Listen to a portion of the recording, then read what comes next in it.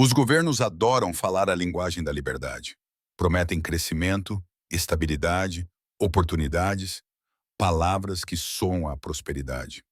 Mas a história conta uma história diferente. Por trás dos discursos polidos e dos slogans patrióticos, o poder sempre se baseou numa magia financeira silenciosa. Truques concebidos para manter as pessoas comuns ocupadas, dependentes e sem dinheiro. O que torna tudo ainda pior é a antiguidade desses truques. Eles têm sido aperfeiçoados e reformulados ao longo dos séculos. Cada geração recebe um novo rótulo: reforma, recuperação, estímulo. Mas o objetivo nunca muda: transferir riqueza para cima, vender a ilusão de progresso e chamar isso de estabilidade. O mais antigo desses truques é também o mais simples: a inflação. Quando os governantes gastam além de suas possibilidades, eles enfrentam uma escolha.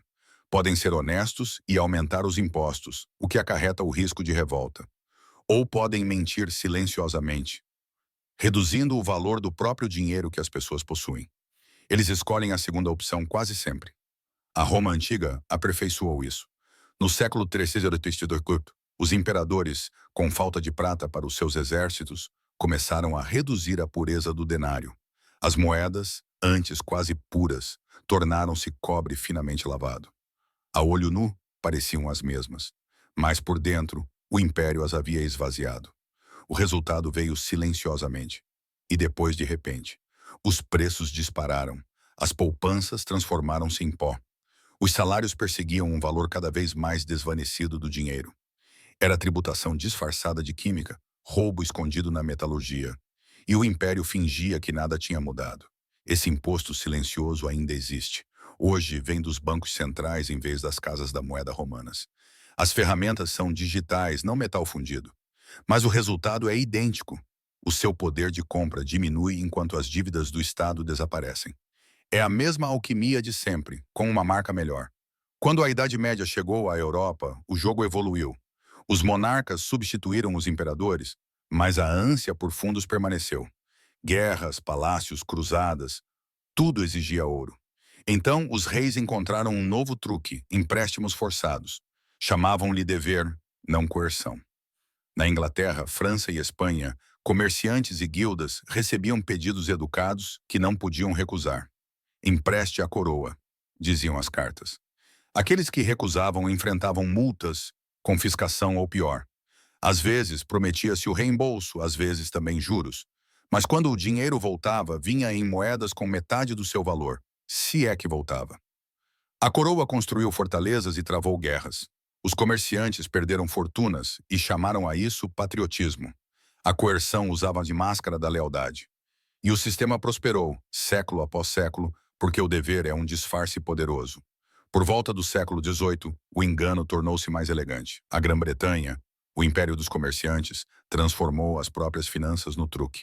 Em 1694, nasceu o Banco da Inglaterra. A versão oficial dizia que ele estabilizaria o reino. A verdade era mais simples. O governo precisava de dinheiro para lutar contra a França. Investidores ricos emprestaram fundos à coroa em troca de juros garantidos por impostos. No papel, parecia uma parceria entre o governo e os cidadãos. Na realidade, era uma máquina para transferir riqueza. Os ricos compraram títulos e obtiveram rendimentos seguros. Os pobres pagaram essas contas de juros através de impostos sobre sal, cerveja e tecidos. Era uma ilusão brilhante, tributação disfarçada de investimento. A aposta mais segura do mundo passou a ser emprestar dinheiro aos governos. E quem garantia esses retornos? Os trabalhadores, os agricultores, os consumidores. O seu suor transformava-se em pagamentos de juros, o seu trabalho em segurança para a elite. Pela primeira vez, a dívida de um governo não era um fardo, era um ativo. E os homens que compreenderam esse princípio tornaram-se os fundadores das finanças modernas. Eles não extraíam ouro ou prata, eles extraíam confiança. E essa confiança, uma vez institucionalizada, podia ser negociada, emprestada e vendida. Tudo às custas do povo. A história mostra esse momento como um ponto de viragem. O jogo deixou de ser sobre metais ou moedas. Passou a ser sobre sistemas, invisíveis, complexos e persuasivos. Porque quando as pessoas acreditam numa promessa, você não precisa mais roubar. Você pode simplesmente imprimir, emprestar ou legislar o valor. No início do século XVIII, o projeto estava completo. A inflação como tributação silenciosa. Empréstimos como dever patriótico. Dívida como progresso nacional. Cada mecanismo parecia diferente, mas todos apontavam na mesma direção. Para cima. A ironia? Esses esquemas sobrevivem porque parecem razoáveis. Ninguém se vê como vítima. Os cidadãos acreditam que estão a investir no seu país. Os comerciantes acreditam que estão a participar no crescimento. Mas o dinheiro flui sempre da mesma forma, daqueles que produzem para aqueles que controlam. A história não esconde estas verdades, ela repete-as. A única variável é quanto tempo leva para o público perceber. E todas as vezes, quando a percepção chega, já é tarde demais. A riqueza mudou, a linguagem mudou e a próxima versão do truque já está a ser preparada.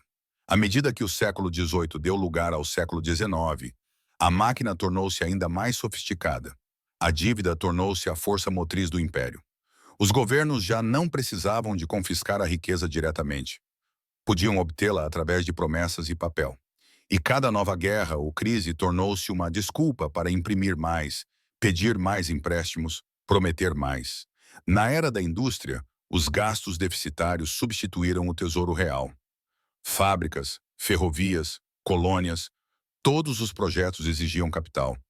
Os políticos diziam aos cidadãos que era para criar empregos e promover o progresso. Mas os lucros iam para aqueles que possuíam os títulos e os bancos que os emitiam. Quando chegava o dia do pagamento, os impostos aumentavam, os salários estagnavam e os serviços eram cortados.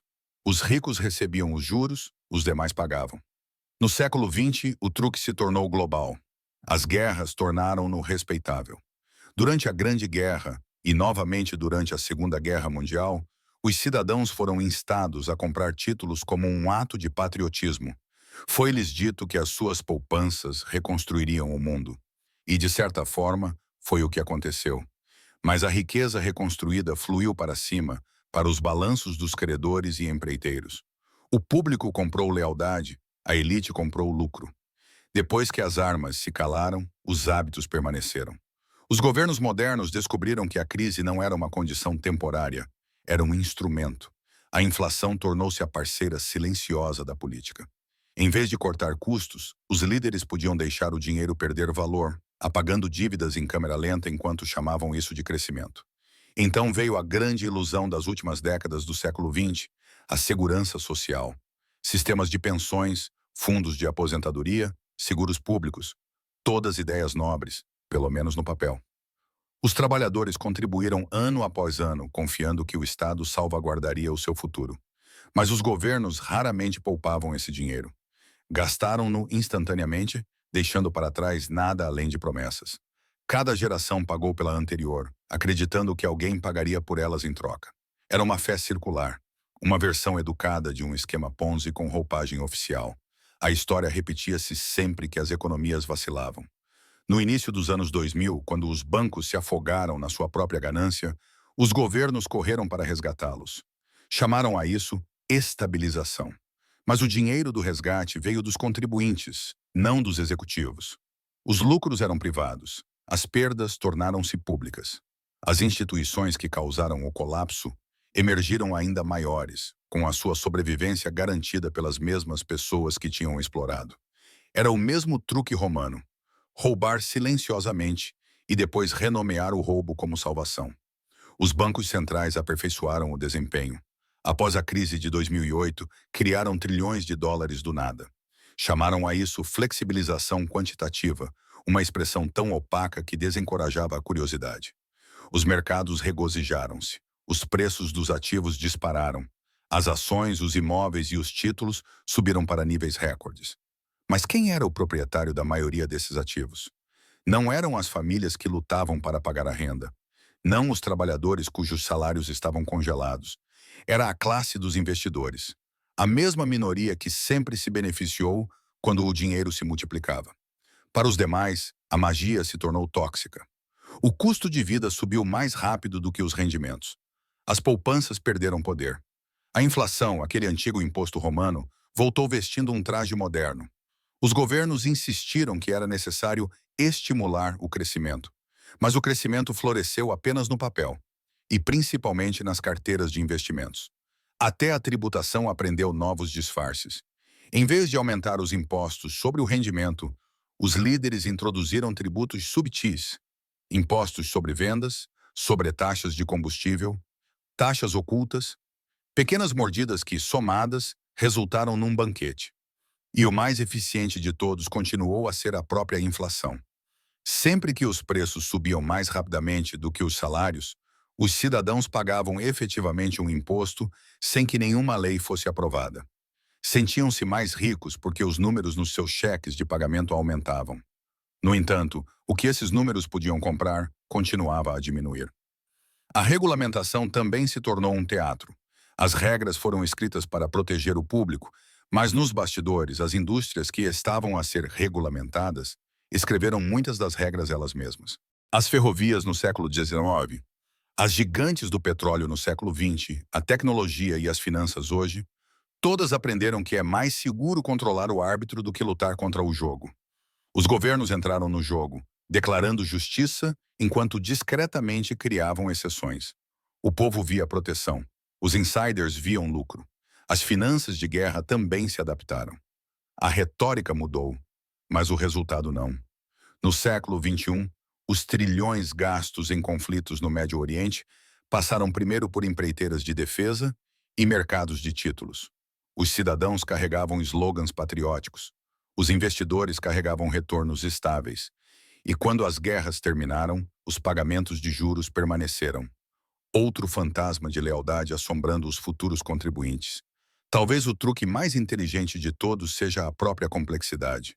Orçamentos repletos de jargões, códigos tributários com milhares de páginas, instrumentos financeiros tão emaranhados que até os profissionais fingem compreendê-los.